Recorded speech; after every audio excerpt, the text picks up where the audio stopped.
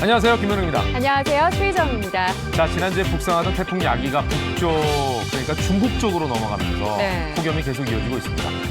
휴가 가신 분들 폭염이 계속 이어짐을 더 느끼고 그리고 이제 피부에 트러블이 온다는 거를 호소하는 분들도 계신데요. 그래서 오늘 체인지미 시간에는요, 지난주에서 2탄으로 준비했습니다. 바캉스 애프터 케어 2부를 준비했으니까 많이들 기대해 주시기 바랍니다. 네, 벌써 8월 중순을 향해 가고 있는데요. 이번 주도 폭염이 계속된다고 합니다. 자세한 날씨 살펴보죠. 김혜영 캐스터. 네, 야외에 나와 있습니다. 네, 오늘은 또 얼마나 더울지 벌써부터 걱정이네요. 네, 말복이 얼마 남지 않았는데요. 이 더위의 기세는 꺾일 기미조차 안 보입니다. 이 태풍 야기가 북상하면서 폭염을 조금은 누그러뜨릴 수 있지 않을까 기대했는데요. 이 강한 고기압에 중국으로 밀려나며 폭염이 더 장기화될 가능성이 커졌습니다. 오늘도 폭염 속에 소나기 예보가 있으니까요. 날씨 정보 꼼꼼히 살펴보시기 바랍니다.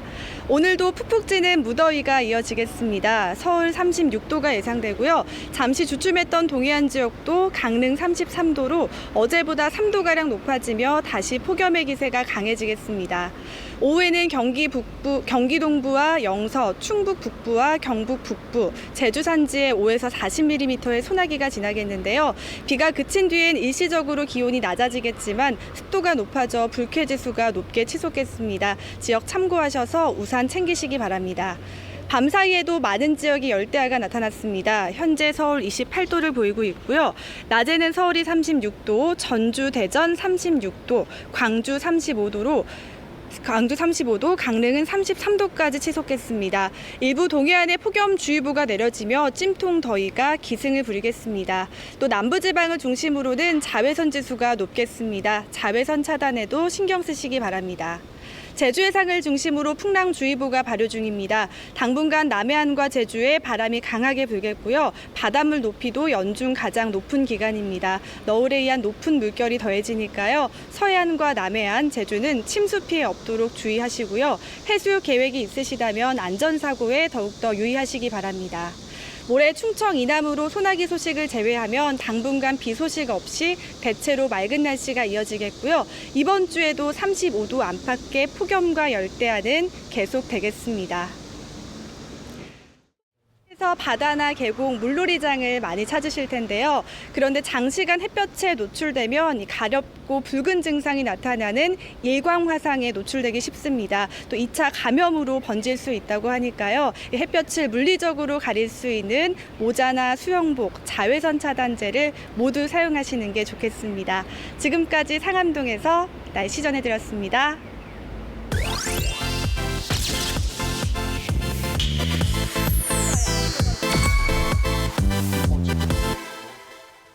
네, 먼저 연예 터치로 시작합니다. 어서 오십시오. 네, 안녕하세요. 김효성입니다. 네, 반갑습니다. 고현준입니다. 네, 오늘의 연예 터치 첫 번째 소식입니다.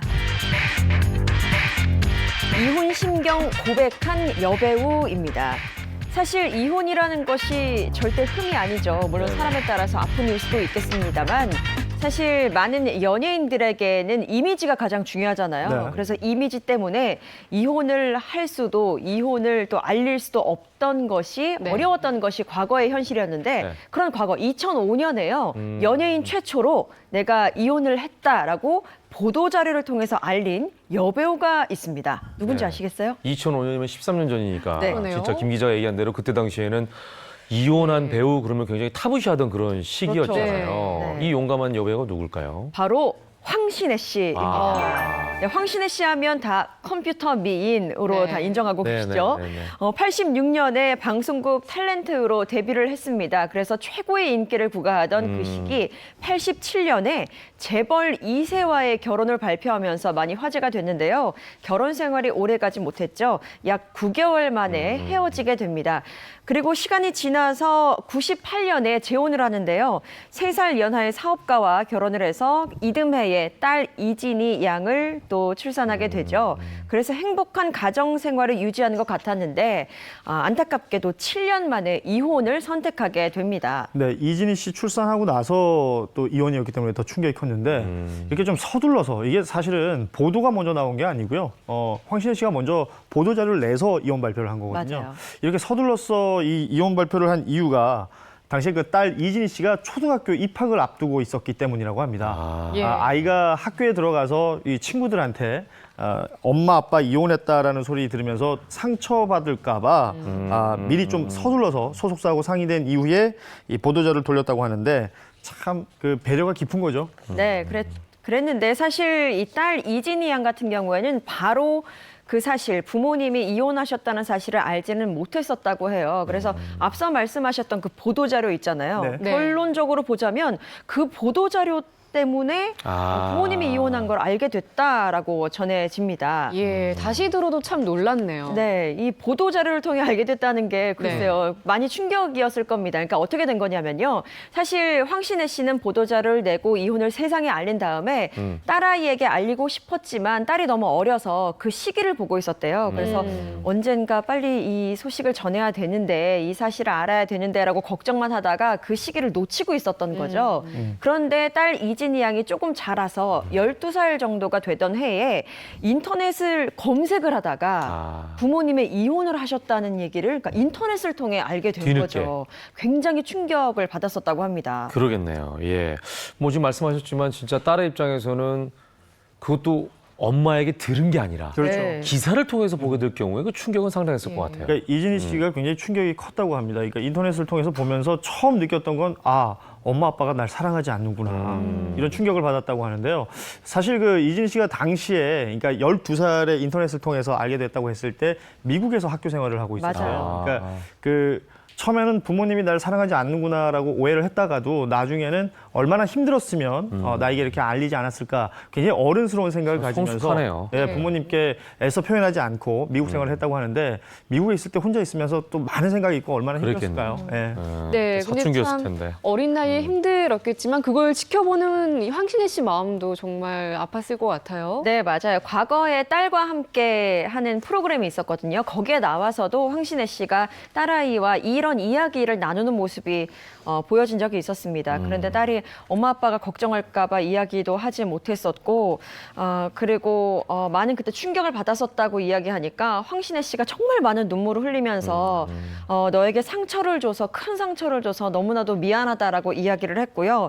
아까 말씀드렸던 것처럼 처음에는 이진희 양이 엄마 아빠가 날 사랑하지 않는구나라고 생각해서 굉장히 충격적이었다라고 이야기하니까 황신혜 씨가 아니다. 엄마 아빠는 언제나 너를 사랑한다라고 하면서 눈물을 흘리면서 다독이는 모습이 방송을 통해 또 비춰지기도 했습니다. 사실 그 황신혜 씨가 그 이혼했던 90년대 또 2000년대 초반만 해도 이혼이라는 단어를 바라보는 우리 사회의 어떤 시선이 네. 따갑지가 높지가 않았죠. 않았었잖아요. 네. 그랬죠. 그래서 뭐 황신혜 씨도 굉장히 힘이 들었었고 이진희 양도 굉장히 힘들었을 것이다라고 추측이 되는데 네. 이렇게 힘들었을 때 황신혜 씨에게 힘을 준 사람, 그 힘이 고마운 분이 되어준 사람이 누구예요? 있다고요.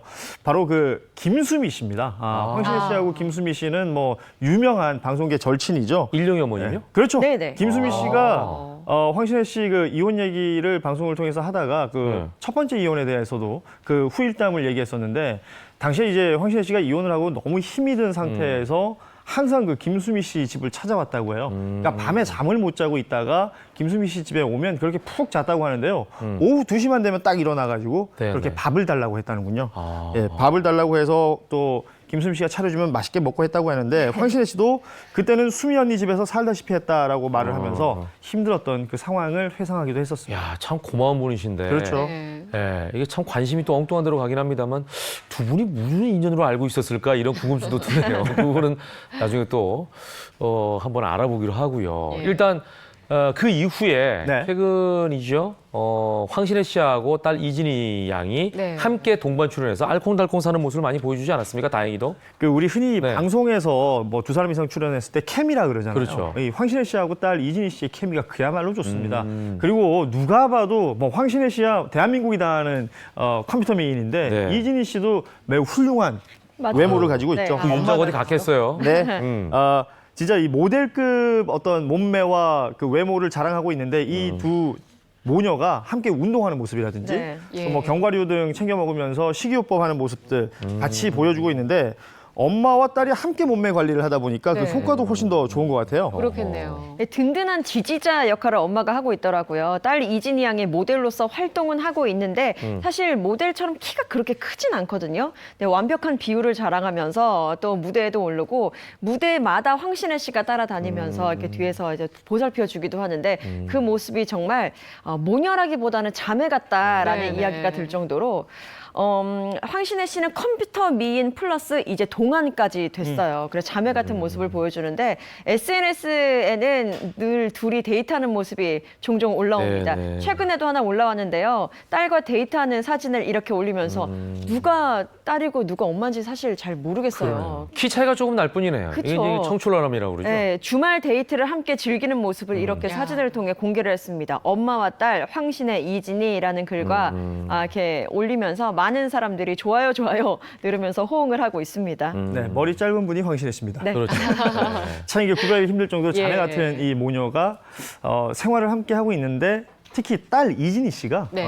황신혜 씨의 그 남자 관계를 그렇게 관리를 한다고 해요. 잘못 얘기하신 거 아니죠, 지금? 그러니까 잘못 보통 얘기한 게 반대 아닙니다. 아닌가요? 엄마가 딸의 남자친구를 그렇죠. 관리하죠. 근데 보통 그 말씀하신 대로 엄마가 딸 누구 만나는지 막 챙기고 그렇죠. 그러는데 이번에 네. 바뀌었어요. 이진희 씨가 과거에 어떤 그 부모님의 이혼이라든지 여러 가지 상황들 때문에 남자와 여자는 친구가 될 수 없다. 이런 생각을 어렸을 때부터 가지고 있었다고 해요. 어느 날 그 황신혜 씨 그 대화창을 우연히 이진희 씨가 보게 됐는데 그곳에 어떤 남자분의 메시지가 있으니까 앞으로 저한테 연락하지 마세요. 라고 하면서 황신혜 씨인 척하면서 네, 본인이. 네. 본인이 그 거절하는 메시지를 보내기도 했다고 합니다. 예. 아, 아니 근데 큰일인데요. 황신혜 씨도 지금 혼자라. 그렇죠. 네. 사실은 그분만의 삶도 있는데 그러니까요. 이딸 눈치 때문에 사람도 못 사귀고 이거 어떻게 되겠습니까? 그런데요, 사실 어렸을 때니까 엄마는 내 거라는 생각이 좀 강했던 것 같고 이제 이진희 씨도 많이 자랐잖아요. 그래서 엄마가 남자친구를 사귀었으면 좋겠다라는 생각도 갖고 있고 더 나아가서 엄마와 함께 더블 데이트를 하면 좋겠다라고까지 바람을 갖고 있다고 합니다. 예. 이루어지지 않을까요? 그럴 만하네요. 예. 근데 아무튼 엄마이기 이전에 또 한 사람이 여자로서를 삶을 딸이 이제 인정해주는 모습인 것 같아서 네, 참 네. 보기 좋네요. 예, 알콩달콩 사시기 바라겠습니다. 두 번째 이야기로 넘어가 볼까요? 네, 두 번째 소식입니다. 그가 나이를 숨긴 이유입니다. 제목부터 굉장히 궁금하게 만드는데 과연 어떤 사연이 있을까요? 사실 네. 과거에 그 연예인들이 한두 살 정도 나이를 속이는 것이 있었죠. 많이 있었잖아요. 네네. 그런데 더 나아가서 대중뿐 아니라 가족에게까지 나이를 숨긴 배우가 있는데요. 이게 가능한가요? 네, 그러게요. 누구죠? 네, 이게 예? 사실 한두 살은 애교인데 이분은 참 많이도 속였습니다. 90년대 청춘 스타죠. 김승환 씨가 그 주인공입니다. 아, 예. 네. 85년도 웨블러로 데뷔한 이후에 뭐 그 이후에 걸어서 하늘까지 애인 뭐 많은 드라마에서 주연으로 활약하면서 청춘 스타로 우뚝 섰던 김승환 씨인데 최근에 한 방송 프로그램에서 미모의 아내와 또 자녀들을 공개하게 됐는데요. 김승환 씨가 부인뿐만 아니라 아이들에게도 나이를 속일 수밖에 없었던 사연이 있었습니다. 네, 아이들에게까지 나이를 속였다고 하니까 도대체 무슨 사연인지 더 궁금해지네요. 사실 김승환 씨가 이슈가 됐던 부분이요. 결혼을 네. 할 때 아내와의 나이 차이였거든요. 김승환 씨가 지금 현재 55세거든요. 그래요? 아내의 나이가 38입니다. 예? 예. 그러니까 17살 차이가 되는 거죠. 어우. 그래서 아이들에게는 좀 어린 아이들이기 때문에 이런 부분이 충격으로 다가올 수도 있겠다 싶어서 아이들에게 나이를 좀 이렇게 숨기게 됐는데 아이들은 엄마 아빠 나이 차이가 약 뭐 5살 차이 예? 정도라고 생각하는데요. 너무 많이 죽이는 거 그러니까 아닙니까? 아버지가 43살이다라고 생각을 하고 있는 거죠. 왜냐하면 12살 차이로 바꿔야지 띠는 같거든요. 아, 그러네요. 아, 그러네.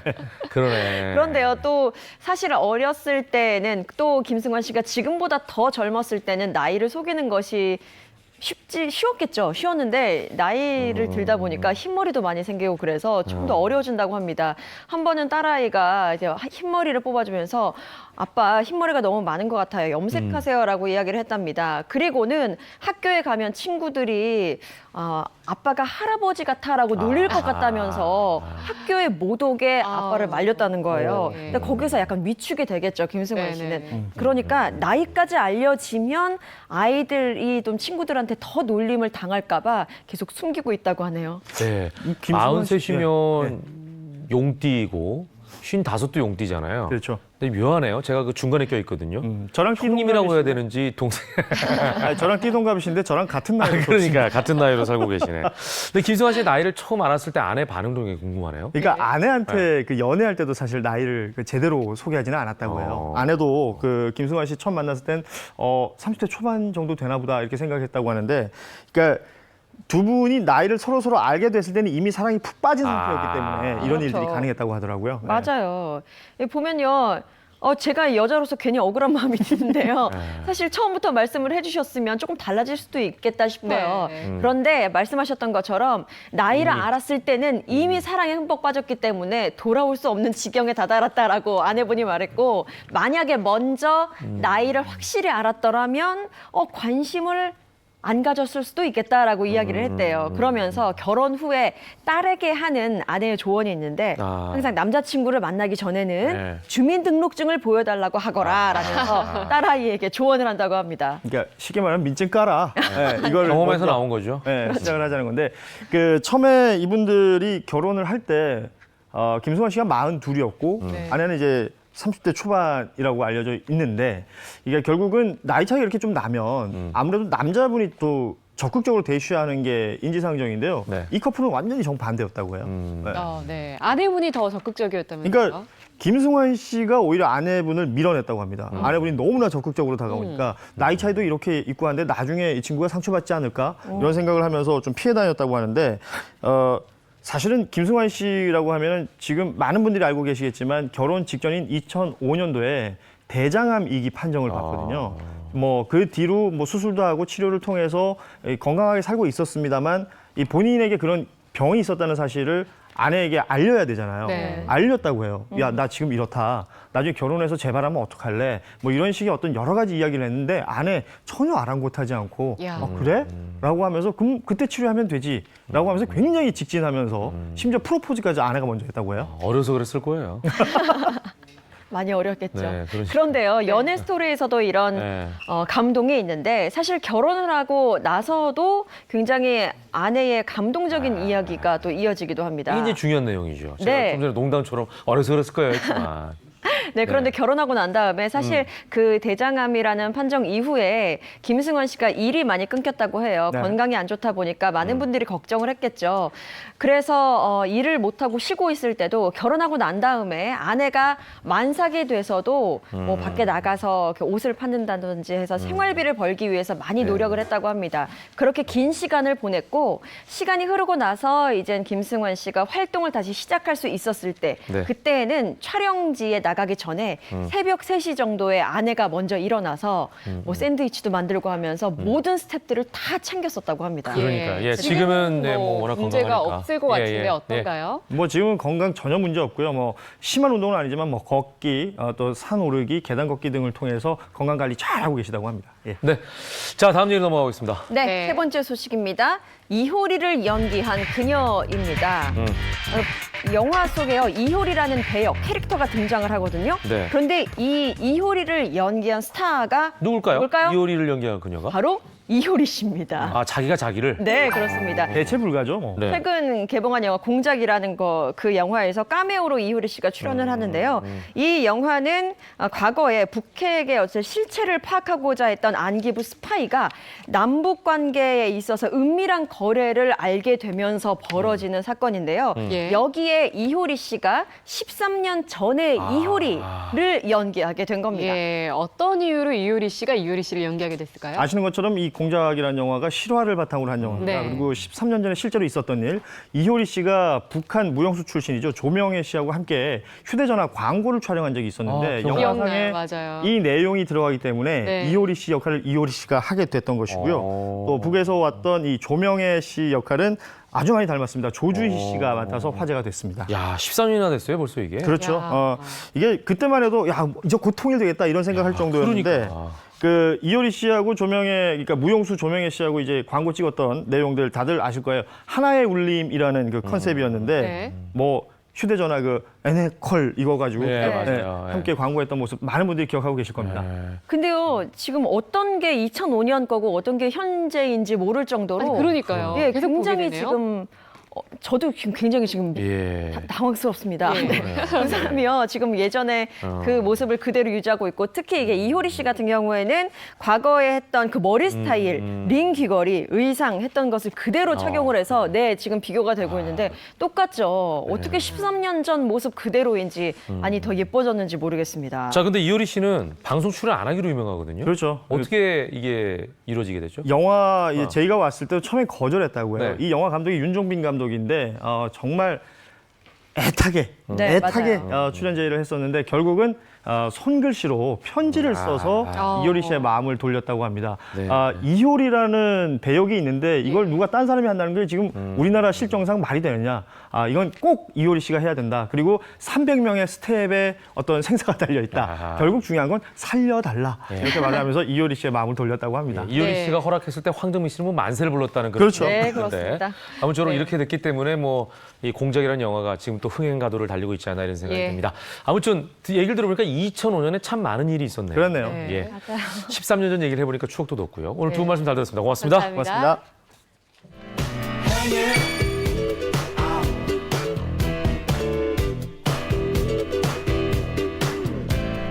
Lady, put on your best dress. Let's put your moves to the test. We're going club, hop your finger, party's never stopping.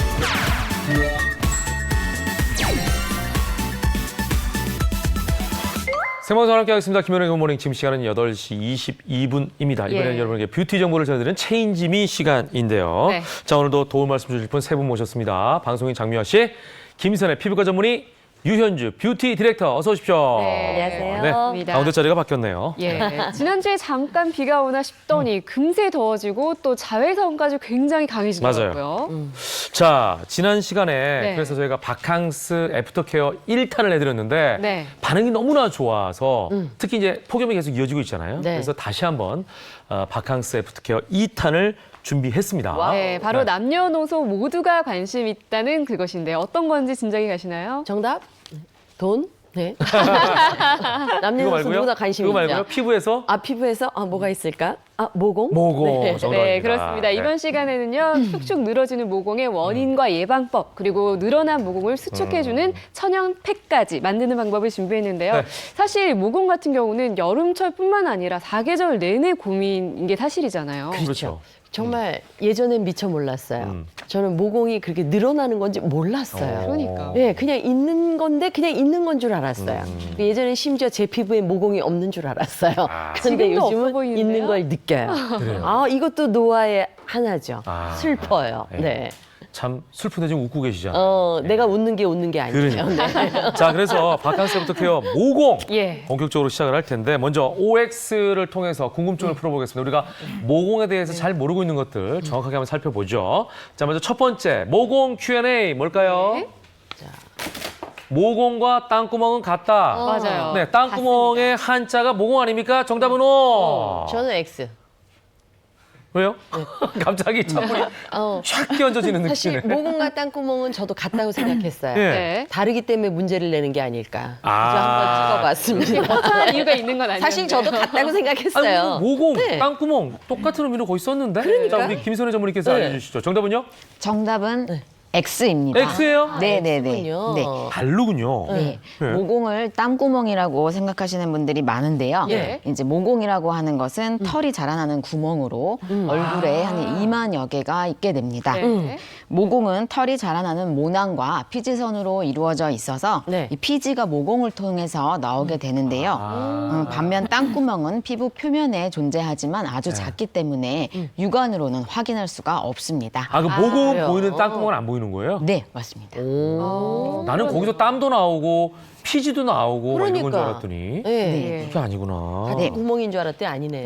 네, 네. 아닙니다. 다르네요. 네. 일단 우리가 출발부터 네. 예. 정확하게 하게 됐네요. 맞아요. 잘 몰랐던 첫 번째 근본적인 개념 우리가 깨우쳤고요. 진짜 같은 줄 자, 알아. 두 번째. 네. 두 번째 클릭은요? 이것도 모공이 넓어진다? 뭘까요? 미화도 모공이 넓어진다. 건성 피부도 모공이 넓어진다. 네. 이거는 말이 안 되죠. 하나, 둘, 셋. X죠. 네. 왜? 건성 피부란 건 뭡니까? 말라 있다는 거잖아요. 네. 예. 논바닥이 쩍쩍 말라가지고 벌어지는 갈라지는데, 예, 짝짝 갈라지는데 어디 넓어질 가능성이 있어요? 사람 얘기를 잘 들어요. 그 제가 처음에 그랬잖아요. 내가 모공이 있는지도 몰랐는데 요즘 느낀다고. 제가 굉장히 심한 건성이거든요. 아, 그래요? 근데 모공이 넓어지더라고요. 그래요. 슬퍼요. 자, 이건 유연주 디렉터께서 알려주시죠. 예. 이번 정답은 제가 알려드릴게요. 정답은 O입니다. 그렇죠. 아, 제가 장미화 씨 100점이에요. 네. 건성 피부도 모공이 넓어질 수 있습니다. 건성 피부는 이제 유분이 부족한 피부이지만 수분은 더 부족한 피부이기 때문에 피부 탄력이 저하되면서 모공이 늘어지는 경우도 있고요. 또 묵은 각질들이 모공 입구에 쌓이게 되면 모공이 커지는 경우가 있습니다. 그래요? 그러니까. 그러면은 건성 피부인 사람들도 정말 탄력에 신경을 많이 써줘야겠네요. 네. 그렇죠. 당연히. 굉장히 많이 네. 써주셔야 되는데 건성 피부이신 분들은 이제 각질을 제거하실 때 물리적인 압을 가해서 각질을 벗겨내지 마시고요. 네. 녹이시거나 흡착하는 방법을 사용해 주세요. 그리고 이제 메마르신 피부 같은 경우는 네. 자극을 더 많이 받기 때문에 네, 네. 이제 각질을 관리하신 후에는 즉각적으로 수분 보습을 꼭 해주시는 게 중요합니다. 이번 문제를 틀렸다면 얼마나 기뻤을까요? 차라리 모르는 게 낫었는데. 예, 네. 오늘 장미화 씨가 예, 다 맞히고 계세요. 장미화 특집이네요. 본인의 얘기를 하니까 지금 예. 다 맞히는 다 것 같은데. 맞춰도 뭐 상품이나 이런 건 없잖아요. 다 맞히면 네. 은 부끄럽죠, 뭐. 자, 세 번째로 한번 가보겠습니다. 이것도 맞힐지. 네. 이것 하면 모공이 더 커진다. 뭐 하면요? 코팩하면 모공이 더 커진다. 자, 이거 장미화 씨께만 여쭤볼게요. 네. 뭐라고 생각하세요? 아니죠. 아니다. 야, 오늘 왠지 저분이 다 맞힐 것 같아요. 왜냐하면 네. 언뜻 생각하면 저도 해놓고 나면 이게 더 커진 것 같은 생각은 들지만 네. 만약에 그게 진짜라고 한다면 시중에 그렇게 많은 코팩 제품이 나와 있을 리가 없죠. 오늘은 왠지 저분의 말씀이 다 신빙성이 그쵸? 가요. 네. 네. 김선혜 전문의 괜찮은 것 어떻습니까? 같죠? 네. 네, 정답은 X가 야, 역시. 아, 네. 아빠 백중이네요. 네. 설명도 대단하십니다. 해주시죠. 네. 네. 실제로 코팩 때문에 모공이 더 넓어지는 것은 아닌데요. 피지가 빠져나간 모공은 다시 피지 분비가 자극이 되면서 다시 차오르기 때문에 다시 커지시는 것은 아닙니다. 아, 그렇군요. 뭐 어쨌든 간에 그러니까 코팩으로 인해서 모공이 더 커지는 건 아니고 네. 내가 어떤 여러 가지 이유로 인해서 그냥 커진다는 거죠. 그렇습니다. 네네네. 근데 그 피지를 왜 손으로 짜는 거, 뭐 여드름도 마찬가지고 손으로 짜는 건 좋지 않다 그래요. 그럼 어떻게 하는 게 좋을까요? 손으로 짜내거나 코팩으로 이제 뜯어내는 것보다는 살리신 산이 들어간 여러 가지 스크럽 제품 같은 것을 써주시는 것이 좋습니다. 그렇군요. 코팩 같은 경우에는 이제 피지와 노폐물이 덩어리가 져 있는 것을 물리적으로 억지로 떼내는 것이기 때문에 피부가 약하신 분들 가능성은 이제 자극이 되면서 상처를 입을 수도 있습니다. 그러니까 코팩 우리가 뭐 그냥 아무렇지 않게 하는데 그것도 잠깐 주의를 해야겠네요. 할 때. 네. 맞아요. 피부가 약한 사람들은 또 빨개지는 경우도 네. 있더라고요. 그러니까 남이 한다고 다 하면 안 되는 거네. 네. 자, 마지막으로 한번 가보겠습니다. 예. 이것 받으면 모공 더 커진다. 이건 또 뭘까요? 뭘 받으면 더 커지나? 열 받으면. 자외선하고 모공. 비슷했네요. 자, 이거 맞히면 오늘 100점입니다. 네. 장미화 씨. 자, 그럼 상품 정답은요? 불러주시죠. 자, 뭐 자외선 받으면 무조건 커지죠. 커진다. 네. 자, 이거 유연주 디렉터 여쭤볼게요. 이번 정답도 제가 알려드릴게요. 네. 자외선을 많이 받으면 네. 모공은 엄청 커집니다. 아, 네. 야, 오늘 100점 만점. 네, 자외선 노출은 모공의 네. 가장 큰 적인데요. 피지가 자외선에 노출이 되게 되면은 네. 이제 모공도 넓어지거니와 피지가 과산화되면서 네. 블랙헤드로 변하는 경우가 많습니다. 네. 보기만 해도 무시무시한 블랙헤드. 네. 아니, 제가 검은 머리. 최근에 체인지미 하면서 안 게 있어요. 네. 이 피부의 적은 보통 두 가지인 것 같아. 네. 스트레스하고 자외선. 하나는 자외선. 자외선이 이게 엄청 굉장히 있죠. 그래서 제가 이거 딱 찍은 건데 맞았네요. 네. 이것도 몰랐으면 좋았을 건데. 근데 우리가 왜 이게 열이 가해지면 좋지 않다 그래서 꼭 네. 여성들 같은 경우는 세안할 때 마무리로 찬물로 해라. 맞아요. 맞아요. 마무리는 꼭 그래서 찬물로 저도 하거든요. 요즘은 괜찮아요. 네. 찬물을 아무리 틀어도 차게 안 나와요. 예. 저희 집에 미지근하더라고요. 보일러가 돌아가나 한번 봤잖아. 바닥이 너무 뜨거워서. 근데 겨울에는 정말 이렇게 손 되게 시리거든요. 근데도 제가 그걸 참으면서 열심히 하고 있거든요. 그건 어떤 건가요? 찬물 세안을 하게 되면은 모공이 줄어든다고 생각하시는 분들이 네. 많은데요. 네. 사실 이 이야기는 이제 찬물 세안을 하게 되면 땀구멍이 일시적으로 줄어드는 것일 아, 뿐. 이게 땅구멍이랑 관련이 있네. 네, 모공이랑은 큰 관련은 없습니다. 아, 그래요? 그럼 괜히 손 시려웠네요? 네. 아, 또 그랬군요. 그냥 방치해요? 그럴 순 없잖아요. 미지근한 물 정도로 깨끗하게 세안을 완료해 주시는 것이 가장 좋습니다. 미지근한 물로. 네, 근데 네. 사실 겨울에도 일부러 저는 마지막에 찬물로 세안을 했었거든요. 네네. 근데 그게 모공을 위한 게 아니라 그냥 땅구멍을 위한 거예요. 네, 네. 음. 그러면은 홈케어로 우리가 해서 조금 줄어들 수 있는 거는 뭔가를 좀 해야 되지 않을까? 그냥 두면 안 될 것 같은데 어때요? 맞아요. 그렇죠. 이제 유분과 피지 분비가 불필요하게 많아졌을 경우에 그대로 방치하게 되면은 네. 오히려 피부 내부에 염증이라든지 블랙헤드가 발생해서 여드름 피부로 바뀌는 경우가 있어요. 네. 그렇기 때문에 이제 자극 없이 각질 관리도 꾸준히 잘 해주시는 게 중요합니다. 네, 야, 모공이 여드름으로까지 이어질 수 있다고 네. 하니까 빨리 관리를 해야겠네요. 네. 근데 요즘 또 날이 너무 더워가지고 쉽지 그러니까요. 않잖아요. 그래서 왜 우리가 에어컨 때문에 뭐 이제 살기도 하지만 에어컨으로 인해서 뭐 여러 가지 또 부작용들이 좀 일어나는 게 사실이잖아요. 맞아요. 네. 그 중에 하나 에어컨 바람이 우리 모공과 피부에는 어떨까? 이것도 궁금해요. 맞아요. 건조한 에어컨을 느낌도 쐬면 드는데. 건조한 느낌이 네. 있더라고요. 네, 맞아요. 이 에어컨이라는 것 자체가 이제 그 공기 중에 있는 이 공기를 흡입해서 온도를 낮추다 보니까 네. 습도가 함께 낮아지는데요. 그러다 보니까 건조한 환경에 대해서 피부 속에 있는 수분을 오히려 빼앗습니다. 아. 네, 빼앗고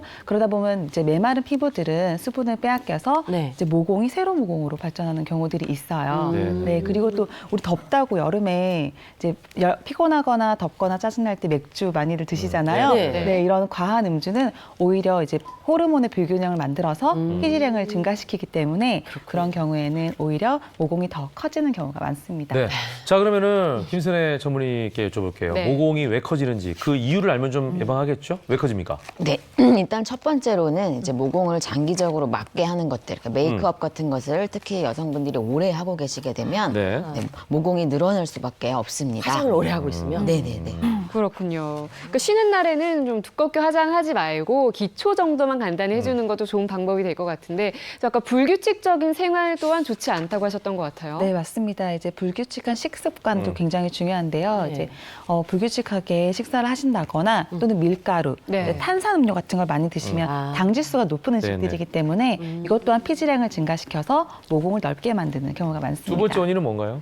모공이 넓어지는 원인 중에서 노화를 빼놓을 수가 어쩔 수 없잖아요, 없습니다. 네, 그래서 네. 모공은 아까 이제 가로 모공하고 세로 모공 나눌 수가 있는데요. 가로 모공이라고 하는 것은 이제 사춘기 때 처음으로 이제 2차 성징이 되게 되면서 그것 자체가 이제 피지선을 확대시키면서 피지량이 처음으로 생기게 되는 것입니다. 세로 모공이라고 하는 것은 네. 평균 25세 이후에 콜라겐 합성이 저하되면서 노화로 인해서 진피층의 탄력이 떨어지게 되기 때문에 이제 수동적으로 모공이 늘어나게 되는 것입니다. 아이고. 예. 계속 한숨 소리가 나오네요. 그러니까요. 네. 그렇다면 우리가 좀 생기지 않게 미리 예방할 수 있는 방법도 있을 것 같은데요. 네, 이렇게 더운 여름철에는 네. 특히나 피지 분비가 많아지면서 예. 모공이 늘어날 수밖에 없습니다. 그래서 더운 곳에 많이 노출되지 않은 게 중요하시고요. 일단 더워졌을 때는 빨리 이제 식혀주시는 게 중요하겠습니다. 예, 그러니까 노화로 늙으면서 피부도 좀 처지고 모공도 커지겠지만 네. 그걸 늦출 수 있고 예방할 수 있는 방법이 있다는 거죠. 네, 다행히도. 맞아요. 그 밖에 네. 또 효과적인 관리 방법 어떤 게 있을까요? 일단 세안 시에는 그러니까 모공에 가득 찬 피지나 노폐물들을 이제 제거해 주시는 게 굉장히 중요하고요. 또 마무리를 이제 미지근한 물로 세안을 해주시는 게 중요합니다. 네. 또 과잉한 이제 그런 피지들을 이제 나오지 않도록 네. 유수분 밸런스를 맞춰서 이제 세안 케어를 해주시는 것도 굉장히 중요하고요. 네, 네, 또 네. 특히나 놓치지 말아야 할 부분은 우리가 충분하게 수분을 섭취하는 것, 그리고 꾸준한 운동, 네. 그리고 비타민 C 섭취, 과일이나 채소 등을 섭취하셔서 네. 노화로 인해서 늙어가는 모공을 관리해 주시는 것 또한 중요합니다. 네. 자, 이 모공 관리가 중요하다는 말씀 계속 하고 있는데 네. 음식으로도 관리가 가능하다고 하거든요. 자, 한번 볼까요? 어떤 음식들인지. 네. 한번 보여주시죠. 네, 모공 바로 이런 수축에 음식들. 도움이 되는 음식입니다. 네. 조금 전에 이제 말씀하신 것처럼. 네. 바로 이런 것들이. 그렇군요. 뭐 견과류 보이고요. 언뜻 보이죠? 사과도 보이고. 사과도 보이고요. 우유인가요? 예, 밤도 있네요. 야. 네. 예. 네, 참 모공 수축에 도움이 될 뿐만 아니라 우리 네네. 건강에도 굉장히 좋을 것 같은데요. 네. 일단 저는 저 사과가 눈에 딱 띄거든요. 네. 그러니까 아까 비타민 얘기하셨지만 이 비타민이니까 과일이 이 모공에도 굉장히 도움이 된다는 그런 얘기인 거죠? 네. 장미화 씨 말씀대로 예. 과일은 당연히 들어가는데요. 첫 번째는 이제 밤이 되겠습니다. 밤. 네. 밤에 율피라고 하는 부분 안에는 떫은 맛을 내게 되는 탄닌이라는 성분이 함유되어 있는데요. 그 속껍질 얘기하는 거 아니에요? 네, 맞습니다. 그쵸? 네네. 그래서 오. 이 탄닌이 피부 속의 탄력도를 높여주기 때문에 네. 모공을 잡아주는 힘이 있게 됩니다. 네. 탄닌은 또 잡티를 케어하는 효과도 있어서 화장품 원료로 많이 사용되고 있습니다. 예, 두 번째 많이 보는 게 우유네요. 유해준 네, 씨. 맞습니다. 네. 두 번째는 우유입니다. 우유 속에 있는 이 단백질은 피부를 재생시키고 네. 묵은 각질들을 케어해주는 역할이 굉장히 뛰어나기 때문에 네. 피부를 매끄럽게 만들어주고 또 콜라겐 생성을 도와줍니다. 우리 우유 마시는 것도 좋지만 네. 또 세안이나 샤워 후의 마지막 단계에서 네. 얼굴이나 몸을 닦아서 더욱 매끄러운 피부를 만들어주는 것이 중요합니다. 예. 근데 저는 또 모공 수축에는 견과류만한 게 없다고 들은 적이 있거든요. 네, 맞습니다. 이번에 말씀드릴 것이 바로 견과류인데요. 네. 불포화 지방산이 많이 함유되어 있는 호두나 아몬드와 같은 견과류는 모공을 쫀쫀하고 탄력 있게 만들어주게 됩니다. 불포화 지방산 함량이 높아서 피지를 조절하고 각질층 탈락에 좋은 영향을 주기 때문에 네. 모공을 더욱 탄력 있게 유지시켜줍니다. 네. 네. 사과는 어떤지 마지막으로 좀 정리해 주시죠. 모공을 줄이는 음식 마지막은 사과입니다. 네. 사과는 비타민C와 무기질이 아주 많은 과일인데요. 몸속에 독소를 배출해주고 신진대사를 활발하게 해주는 역할을 하기 때문입니다. 네. 네. 아, 그래서 저기 백설공주를 사과로 꼬셨군요. 네. 아, 이제 이유를 네. 정확하게 알았어요. 자, 네. 모공 수축에 좋은 음식 4가지 네. 꼭 기억하시기 바랍니다. 자, 넓어진 모공 때문에 고민이시라면 오늘 알려드린 방법 활용해서 모공 탄력을 쫀쫀하게 채워보시길 바라겠고요. 네. 네. 그렇습니다. 하지만 이걸로 부족해서 저희가 이번에는 천연팩 만드는 방법을 준비했는데요. 네. 지금 자리를 이동하고 계신데 어떤 것부터 한번 볼까요? 네, 오늘은 모공 축소와 또는 각질 제거를 한 번에 해결할 수 있는 초저렴이 구름팩을 준비해 보았습니다. 네. 초저렴이 그룹. 네, 초저렴이. 구름팩. 아, 이건 구름빵인데. 네, 네, 구름팩을 만들어 볼 건데요. 가정에서 쉽게 구하실 수 있는 일단 달걀, 네. 그리고 율빛가루만 있으면 됩니다. 아, 그래요? 네. 이게 달걀도 흰자만 쓰실 것 같아요, 느낌상? 네, 달걀 흰자로만 거품을 내줄 거예요. 아하. 거품기를 이용해서 네. 이제 잘 저어줄 건데요. 네. 일단은 이제 집에 거품기가 없으신 경우에는 이제 율빛가루랑 바로 섞으셔가지고 사용을 하셔도 한꺼번에. 되지만 한꺼번에 네. 네, 있으실 경우에는 네. 좀 네, 빼낼까요? 이렇게. 예. 음. 저희 집엔 없거든요. 이용하시면 쉽게. 쉽게 네. 쉽게 거품을 만드실 수가 있어요. 음. 저는 미리 거품을 만들어가지고 가지고 네. 왔거든요. 이럴 줄 알았으면 거품기를 하나 미리 사놓는 건데. 요리할 이거 좀 한 때만 4, 5분 정도 하면 이제 거품이 나겠죠. 네, 4, 5분 네. 정도 네. 저어주시면 거품이 나기 때문에 이렇게 머랭처럼 그러네, 머랭처럼. 부드러운, 부드러운 아. 오우. 거품을 만들 수 손으로 한번 있어요. 만져보고 보기에도 그죠? 몽글몽글 굉장히 아, 부드럽죠. 세상에. 네. 어머, 이거 만지니까 기분이 너무 좋아요. 아, 그래서 아까 구름팩이라고 부드럽죠. 이름을 그러니까 지으셨네요. 요거를 내 피부에 하니까 굉장히 기분이 좋아서 그래서 많이 좀 칠해주라는 얘기인 거죠? 이렇게 부드러워지게끔? 부드럽게 거품이 날 수 있도록 칠해주시고요. 네. 이렇게 만들어진 네. 머랭 같은 거품에 네. 율빛가루 2스푼만 아, 넣어주시면 돼요. 거기다가 이제 율빛가루를. 네. 율빛가루를 따로 팔죠? 율빛가루 따로 파세요. 네. 인터넷에서 쉽게 구매하실 수 아, 있으니까 그렇군요. 네, 거품만 쓰네요. 아래쪽에 네, 물은 거품만. 버리고. 네. 네.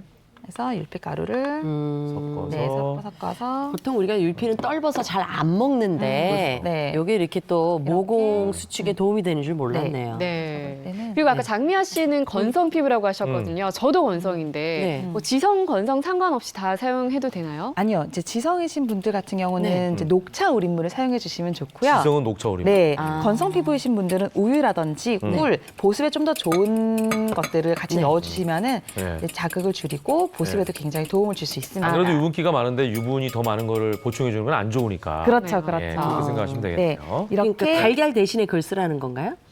아니요, 달걀 넣고 네. 이제 달걀을 섞어줄 율빛가루 때, 넣고? 달걀을 섞어줄 네. 때 네. 물이랑 섞지 마시고 네. 우유랑 섞어주시는 것도 한 방법입니다. 네. 우유나 아니면 꿀이나 네, 이렇게 피부 꿀은- 타입에 네, 따라서 피부 타입에 따라서 다르게 넣어주시면 되고, 네. 네, 요거는 마스크 시트 없이 바로 얼굴에다가, 그래요? 바로? 네, 바로 얼굴에다가 오. 줄 거예요. 왜 마스크 시트에 붙이는 것도 아깝나요? 아니요, 그거 아니고 이제 요거는 모공을 관리해 주는 거기 때문에 네, 바로 직접적으로 피부에다가 놔야 네, 되는구나. 피부에다 직접적으로 네. 발라주시는 것이 중요합니다.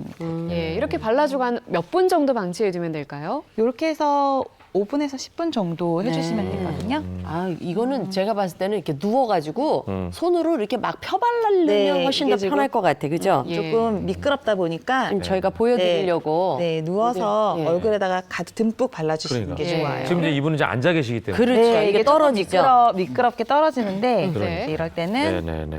해주시는 게 네, 좋습니다. 그리고 지금 자막을 보니까 5분에서 10분 그리고 15분까지도 네, 가능하다고 15분까지도. 있네요. 네, 건조하신 분들은 조금 5분에서 10분 정도 해주시고요. 네. 지성이신 분들은 15분까지도 해주시는 네. 게 좋아요. 네. 근데 보통 우리가 모공이 어느 쪽이 많이 늘어나요? 저는 보니까 볼 쪽, 코 쪽 뭐 이런 거 같던데. 네, 맞습니다. 맞아요? 전문의 수준의 지식을 가지고 계시군요. 정확히 맞으셨습니다. 수입만 좀 다르지 수준은. 네. 아 그러면은 우리가 그거 할 때도 볼 쪽이나 코 쪽으로 많이 펴발라서 T존이라고 얘기하는 이제 네. 볼 쪽과 코 쪽으로 틈틈이 발라주시면 좋겠습니다. 네네네. 자, 이렇게 해서 진피를 활용해가지고 예 구름팩을 만드는 걸 알려주셨는데 간단하게 저희가 네. 시간이 없으니까 아까 네. 그 흑설탕 에센스도 있었거든요. 요거 네. 하나 그냥 언급만 해주시고 하면 좋을 것 예. 같아요. 이제 흑설탕 예. 에센스는 모공 수축에 굉장히 좋은 에센스인데요. 네네. 네. 일단 흑설탕을 물 2컵, 흑설탕 1컵 이렇게 해서 물에다가 이제 끓여주세요. 녹이는군요. 네, 녹이시는데 절대 젖지는 마시고 결정이 네네. 생기니까 젖지는 마시고 네. 끓이신 다음에 호호바 오일이라든지 집에 가지고 계시는 오일 네. 있으시면은 한 2-3방울 넣어주시고요. 꿀도 한번 넣어주시고요. 네네. 네, 섞어서 바로 공병에 담아가지고 네. 이렇게 에센스처럼. 아, 네. 그럼 얘도 모공 바로. 수축에 도움이 되는 거예요? 네, 얘는 세안하시고 나서 네. 가지고 계신 화장품이랑 같이 반반 섞어서 쓰셔도 좋아요. 아, 네네네. 자, 오늘 두 가지입니다. 네. 음식을 잘 드시는 거하고 네. 팩을 좀 활용해서 피부를 진정하셔서 모공이 늙는 거를 예방하시면 좋을 것 같습니다. 자, 오늘 뭐 생방송이다 보니까 다 많이 못 전해도 좀 아쉬운데 그래도 좋은 정보 드린 것 같아요. 예, 세 분 말씀 잘 들었습니다. 고맙습니다. 고맙습니다.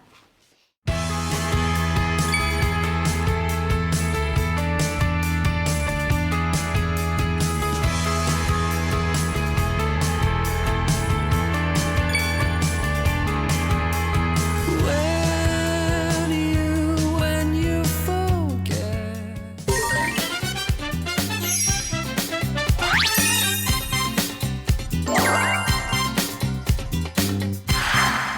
네, 생방송 함께 하겠습니다. 김현우의 굿모닝. 이번에는요, 여러분이 궁금해하는 사항들을 풀어드리겠습니다. 네. 무엇이든 Q&A 시간입니다. 정철진 칼럼니스트 나오셨습니다. 어서 오십시오. 네, 안녕하십니까. 반갑습니다. 네, 먼저 첫 번째 소식은요. 주말 내내 뜨거운 화두였죠. 정부가 20년 만에 국민연금 보험료를 인상한다는 그런 소식이었죠. 그렇습니다. 지난주 금요일부터 좀 화두가 됐었고요. 예. 주말 내내 그리고 이번 주 어쩌면 이번 주 내내도 굉장히 뜨거운 핫 이슈가 될 것 같은데요.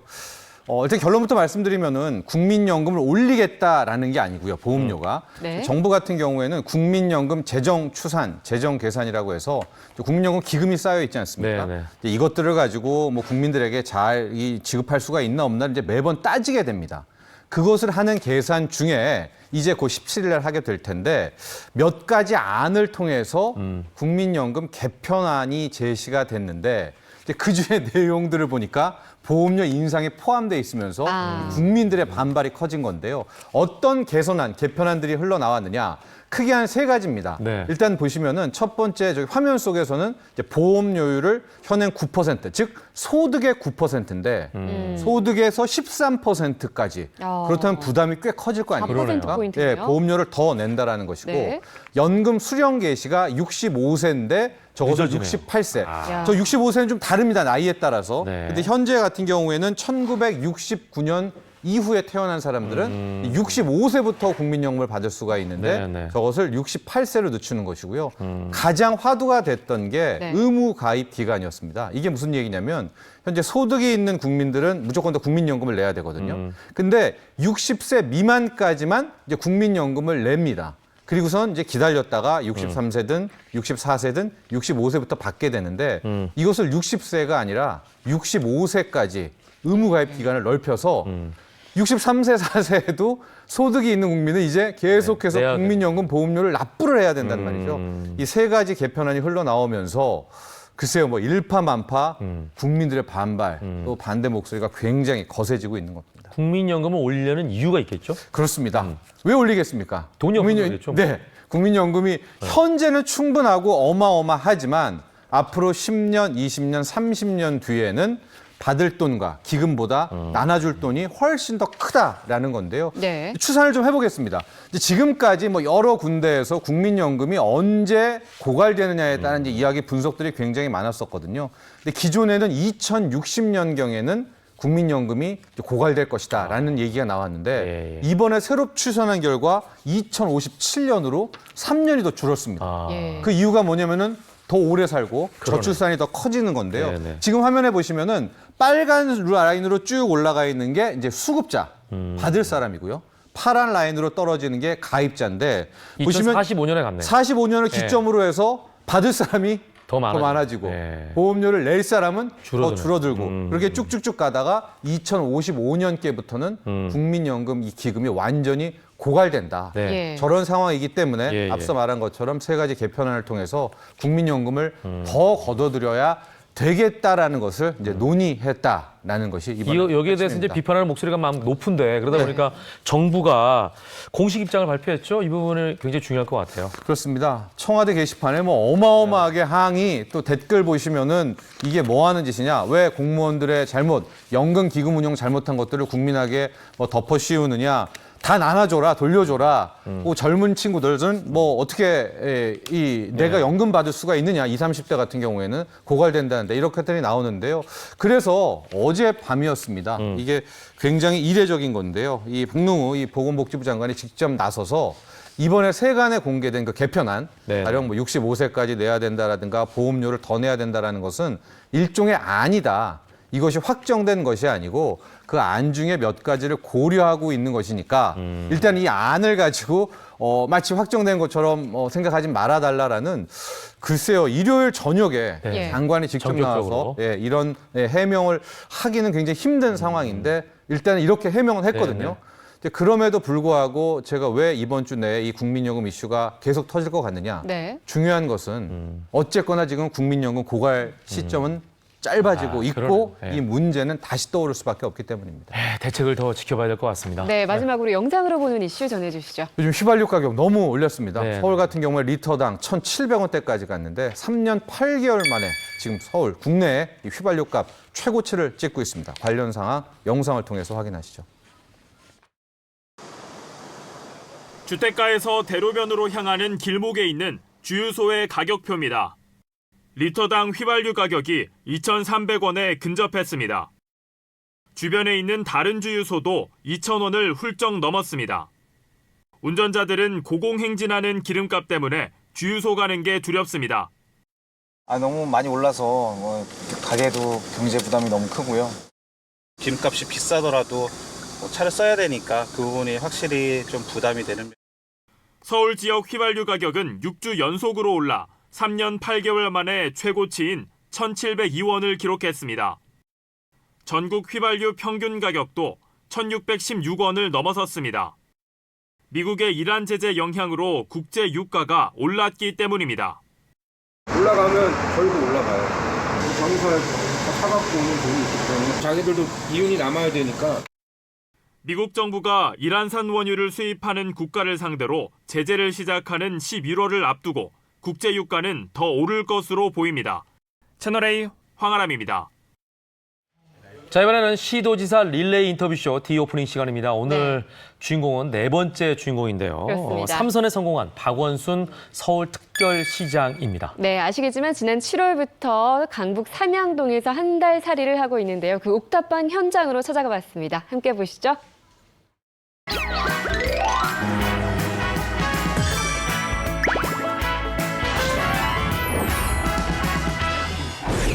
서울시장 후보입니다. 민주당 박원순 후보 57.6%로 선두를 달리고 있고요. 당선 확실된 상황입니다.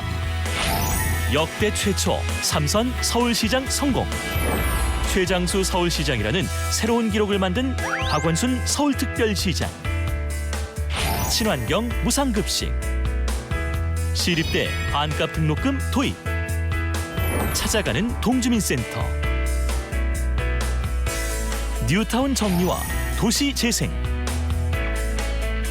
재임 6년간 박원순 시장은 서울에서 많은 일들을 이뤄냈고 앞으로의 4년 동안 시민의 삶을 바꾸기 위해 다양한 플랜을 준비하고 있다. 박원순 시장이 만들어갈 새로운 서울은 어떤 모습인지 지금 만나러 갑니다.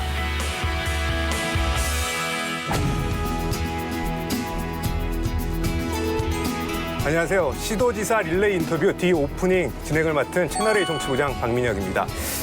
여기가 어딘지 혹시 아십니까? 서울 강북구에 있는 옥탑방입니다. 동은 삼양동입니다. 제가 온 지 한 30분밖에 안 됐는데 어마어마하게 덥습니다. 온몸이 다 젖었는데 이 지역 문제 해법을 찾기 위해서 이 한 달 살이 옥탑방에서 생활을 하시는 분 직접 만나보도록 하겠습니다. 박원순 서울시장입니다. 안녕하세요. 네, 안녕하세요. 반갑습니다. 조금 전에도 말씀드렸는데 옥탑방에서 생활하신 지 한 열흘 정도 됐는데 제가 온 지 한 30분 정도밖에 안 됐는데 다 젖었어요. 그래서 이 자켓도 벗고 이렇게 인터뷰를 하고 있는데 생활하시기 괜찮으세요? 네, 뭐 힘들긴 하죠. 네. 여기가 옥탑방이라는 게 이제 이렇게 천정에서 바로 햇볕을 받아서 사실 오후에 집에 들어오면 이 방이 그냥 후끈합니다. 네. 처음에는 그런데 이제 문도 열고 좀 또 이 선풍기도 좀 쐬고 네. 밤 한 8시, 9시 지나서 12시 지나가면 약간 괜찮아집니다. 네, 이제 삼선시장 하신 분 아무도 안 계십니다. 그래서 매일 최장수 서울시장 기록을 쓰고 계신데 이 최장수 서울시장 어떻게 걸어왔는지 어떤 길을 어떤 삶을 살아왔는지 지금서부터 하나하나 좀 알아보도록 하겠습니다. 선서 나 박원순은 서울특별시장으로서 시민과 나란히 손을 잡고 더 깊은 변화, 더 넓은 변화, 더 오래 가는 변화를 기필코 이루겠습니다. 서울특별시장 박원순. 박원순 시장 하면 떠오르는 말들 여러 가지가 있는데요. 첫 번째 키워드 한번 보도록 하겠습니다. 첫 번째 키워드입니다. 원또입니다, 원또. 서울시장님, 이 원또, 네. 이게 무슨 의미인가요? 저도 사실 처음에는 잘 몰랐는데요. 네. 인터넷에서 네. 저를 아마 지지하는 분들 같아요. 원순 씨가 또 해냈구나. 그 당시 처음 제가 취임하고 나서 네. 친환경 급식 딱 결제 처음 한 것부터 시작해서 네. 뭐 이제 중요한 조치들이 쭉쭉 지어졌거든요. 네. 그걸 환호해가지고 원순 씨가 또 해냈구나 뭐 이렇게. 재선이나 이 초임 시장과 달리 삼선 시장 하면 어떤 장점이 있겠나요? 아무래도 이제 경험과 이 지혜가 생기겠죠. 네. 사실은 뭐 서울시에 이제 뭐 웬만한 지역, 웬만한 이슈는 제가 대충 꿰고 있으니까 그렇겠네요. 훨씬 더 안정감 있게 또 개혁과 혁신을 네. 더 잘 해낼 수 있을 거라고 생각하고요. 그래서 제가 아까 선서에서 밝힌 것처럼 더 넓은 변화, 더 깊은 변화, 더 오래가는 변화를 하겠다. 이게 이제 삼선 시장만 할 수 있는 말이죠. 이 서울시장 하면서 어려웠던 점도 있으셨을 텐데 딱 한 가지만 꼽자면 여러 어려운 점이 많겠지만 맞습니다. 네. 많았는데 특히 저한테 큰 위기였던 게 구이동, 구이역 네. 사고. 그게 이제 사실 뭐 그 당시 젊은 청년 한 명의 이 죽음이었지만 네. 그것이 준 우리 사회적 어떤 효과 그리고 특히 저한테 준 타격은 굉장히 컸죠. 네. 왜냐하면 지금 청년들이 정말 뭐 일자리도 없고 또 그 일자리라는 게 굉장히 열악한 것이잖아요. 그런데 서울시 하늘 아래에서 또 서울시의 그 이 권한 안에서 그런 일이 벌어졌기 때문에 그게 뭐 전적으로 제 책임이었죠. 네. 그래서 그 이후에 이제 이른바 그 위험의 외주화 이걸 완전히 제가 거둬들여서 다들 정규직화했죠. 네. 다음 질문으로 넘어가도록 하겠습니다. 이 또 다음 키워드 저희가 정리를 해봤는데요. 다음 키워드 어떤 건지 한번 보도록 하겠습니다. 1인 시입니다. 네, 1인 시 문화를 시장님께서 만드셨다는 거를 제가 이 질문지를 보고 알았는데 네, 그때 제가 참여연대 사무처장을 할 때 삼성의 변칙 정의역 국세청에 항의하기 위해서 국세청 앞에서는 본래 그 외국인 대사관이 있어가지고 100m 앞에서는 못하게 돼 있어요. 그런데 집회 및 시위에 관한 법률이라는 걸 딱 보면 2인 이상이 모여서 하는 게 집회 및 시위예요. 혼자 하는 건 아무 문제 없어요. 그래서 1인 시위를 하게 됐고요. 근데 요새는 이제 저를 상대로 1인 시위하는 사람들이 많아졌어요.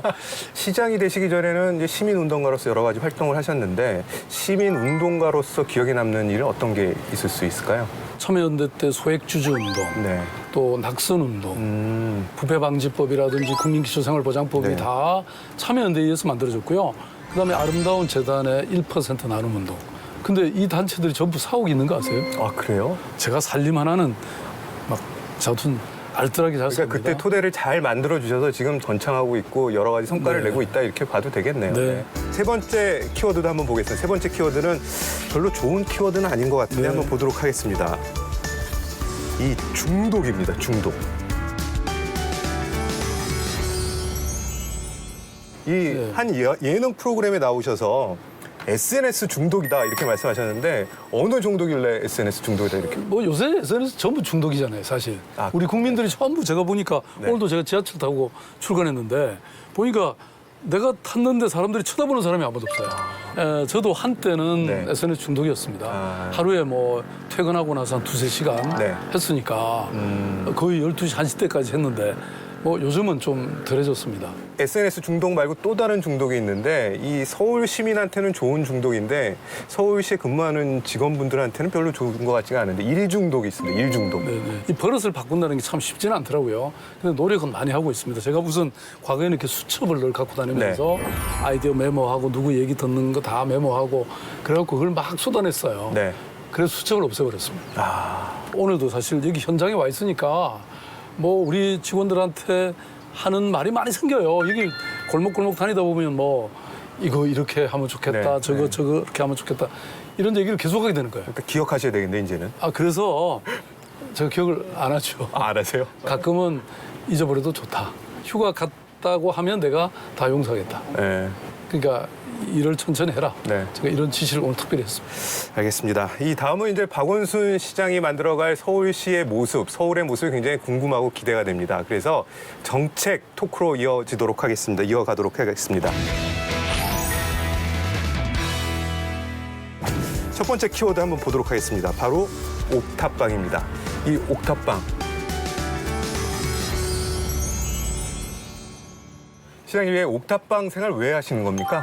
선거 유세를 하면서 강북에 와서 한 달 살겠다 약속을 했고요.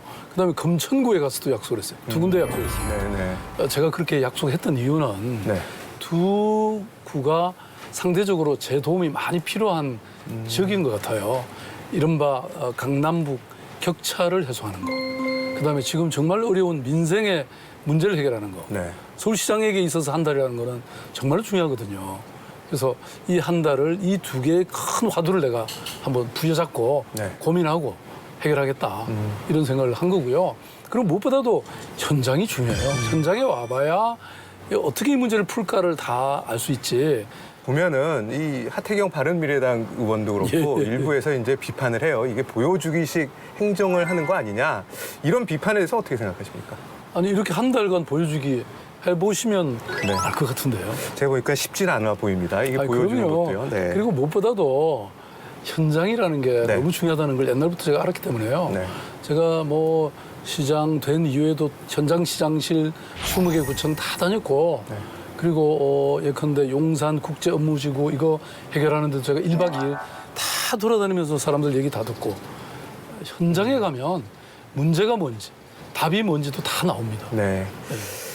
알겠습니다. 이 박원순 시장의 정책과 관련돼서 두 번째 키워드 한번 보도록 하겠습니다. 두 번째 키워드 어떤 건지 바로 이겁니다. 리콴유입니다. 이 싱가포르에서 어떤 시상식이 있었죠, 시장님. 그래서 세계 도시상 이런 시상식이 있었는데 서울이 쟁쟁한 도시들을 다 물리치고 수상을 했어요. 상금도 2억 5천이나 됐어요. 그렇게 많아요. 리콴유 세계 도시상은 2년에 한 번씩 어떤 세계 도시들 중에서 가장 큰 성취를 이룬 도시에게 상을 주는 건데요. 서울시가 사실은 동경이라든지 함부르크 이런 도시 마지막까지 경쟁하다가 서울시가 이 상을 먹었어요. 그런데 정말 자랑스러웠죠. 그런데 아마도 서울시가 도시재생이라든지 또 시민을 주체로 해서 이러한 사업들을 했다는 것 때문에 상을 받은 거죠. 그 싱가포르에서 수상을 하신 뒤에 이런 말씀하셨어요. 여의도하고 용산 개발을 언급을 하셔서 갑자기 여의도하고 용산의 집값도 오르고 막 여러 가지 부작용도 있다 뭐 이런 비판도 있는데 정부는 약간 곤혹스러워하는 것 같은데 어떻게 생각하십니까? 근데 사실은 새로운 얘기가 전혀 아닙니다. 여의도 같은 경우는 지금 뭐 이런 아파트 단지라든지 이런데 이제 새로운 그 재개발이 필요한 시기가 됐어요. 근데 그걸 개별적으로 하면 안 된다. 일종의 전체 마스터 플랜을 만들고 하는 게 좋겠다. 이 얘기가 좀 와전이 됐고요. 또 용산 같은 경우는 이미 뭐 벌써 용산 4구역이라든지 한참 공사가 진행되고 있어서 뭐 용산이 새로운 변화의 모습을 보이고 있는 거죠. 우리가 중앙정부하고 뭐 이 뭐든지 함께 호흡을 맞추어서 잘 화합하고 서로 협의하고 TF 만들어서 함께 협의해 나오고 있습니다. 네, 잘 알겠습니다. 네. 마지막입니다. 어떤 건지 한번 보도록 하겠습니다. 바로 이겁니다. 서울페이입니다. 서울페이 지금 뭐 소상공인 여러 가지로 어렵다, 뭐 최저임금 인상으로 인해서 어려움을 많이 호소하고 있는데 이 서울페이가 호평을 받고 있습니다. 어떤 내용인가요? 그러니까 서울페이라는 것은 과거에 이제 카드 수수료를 냈잖아요. 작은 가게도 거의 수십만 원씩 매달 카드 수수료를 내야 돼요. 근데 이거를 카드 회사를 개입시키지 않고 구매하는 사람이 바로 이 가게 주인의 통장으로 바로 꽂아주는 이런 시스템입니다. 그러다 보니까 중간에 카드 수수료를 완전히 제로하는 거죠. 네. 지금 시범 운영을 하고 있는데 활성화 방안 어떻게? 연말까지 저희들이 시행하려고요. 여러 가지 기술적인 준비를 하고 있습니다. 아, 그렇습니까? 네, 다음은 박원순의 사람들 얘기 좀 해보도록 하겠습니다. 이 시장님께서 저희한테 먼저 사진 한 장을 주셨습니다. 사진 속의 인물이 누군지 한번 시청자 여러분들 한번 맞춰보시죠. 한번 제가 보여드리도록 하겠습니다. 여기 이렇게 있습니다. 이 왼쪽에 있는 분 누군지 아시겠죠? 문재인 대통령입니다. 근데 오른쪽에 조금 더 잘생기신 것 같은 분도 있고 이게 누굽니까? 이게 접니다. 아, 시장님이세요? 그때만 해도 머리가 많아가지고. 네. 이 어떤 졸업식 같은데요, 장면이? 사법연수원 졸업식, 수료식. 제가 이제 물론 우리 문 대통령께서 저보다 몇 살 위이긴 하지만 연수원은 동기입니다. 근데 수료식 때 이렇게 만나서 찍은 사진이죠. 문재인 대통령이 선풍기까지도 선물을 해서 화제가 되고 했는데 잘 돌아갑니까? 그럼요. 새 건데 너무 감사하게 잘 쓰고 있죠.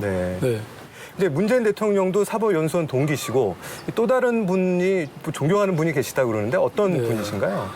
조영래 변호사님이신데요. 조영래 변호사님이요? 저보다는 한 10년 선배신데 이분도 과거에 이 학생 운동에 관련돼서 사법연수원을 다닐 때 일종의 제적이 돼서 나중에 이제 9년 후인가 저하고 같이 연수원을 다니게 됐죠.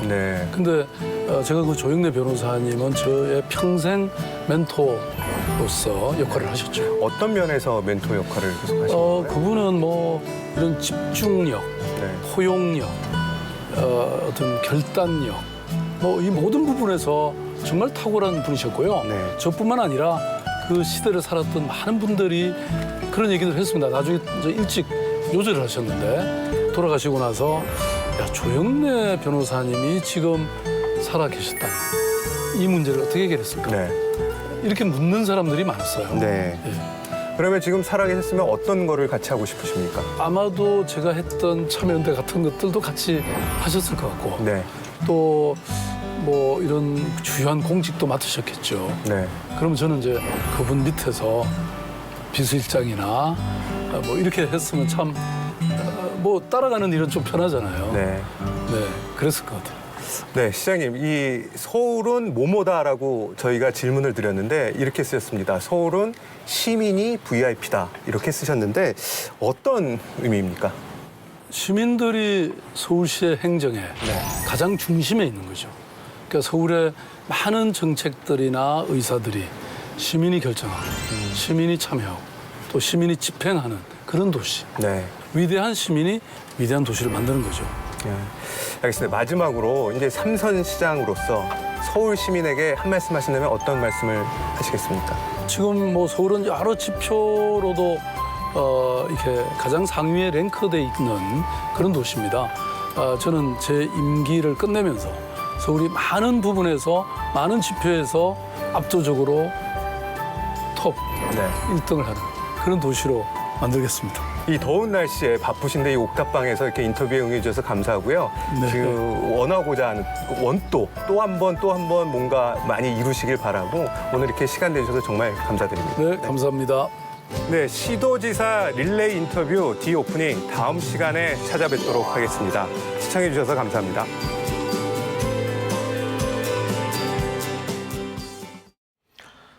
생방송 함께했습니다. 김현우 이모닝 8월 13일 월요일 순서를 마칠 텐데요. 네. 폭염을 조금 물리쳐줄 거라 기대했던 제14호 태풍 야기는 중국으로, 제15호 태풍 리피는 일본으로 빠져가면서 폭염이 계속될 것 같습니다. 건강에 유의하시기 바랍니다. 저희는 내일 아침도 8시에 찾아뵙겠습니다. 행복한 하루 만드십시오. 고맙습니다. 감사합니다.